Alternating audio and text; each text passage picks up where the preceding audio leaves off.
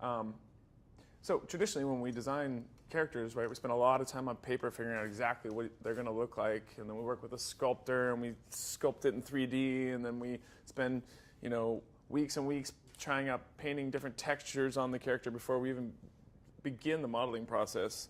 But after looking at the boards and knowing that we had more than 300 background characters we needed to build, that we knew that wouldn't work because we don't have 15 years to make the movie.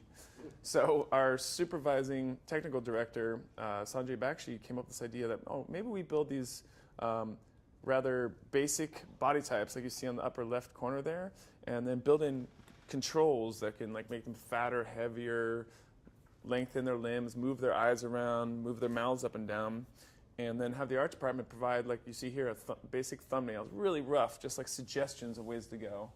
And then we'll give those models to the animation team and let them try to, this is an example of one character and all the different ranges of body shaping you can get out of it.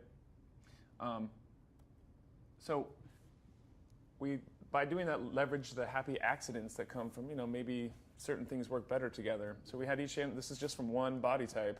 We have the animation run wild with our suggestions from art, as well as we encourage them to make up some of their own. And then we did a process of attrition, and we'd come through and go, okay, pick the ones that fit into our monster's world, and get rid of the ones like the flying one at the top. His hands look like they're going to break off, so it wasn't going to be functional for our film. And then we added another layer with designing these accoutrements like horns and wings and things that would break up their silhouette, because at least initially we thought these characters would be seen at a long distance, so anything that broke up their silhouette would be helpful. Unfortunately, they all ended up being seen full screen, but so here's an example of, this is one body type, and this is all the different kind of monsters we got out of that. And the big win here is you also gain all of your facial rigging and acting controls. And here's a walk set. So if you animate one walk cycle with a little bit of adjustment for leg length, you get all of them walking.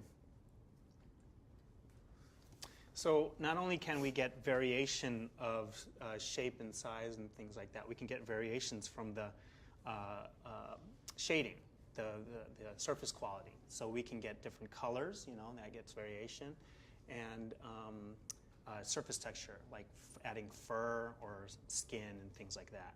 So here, this is just that one body type.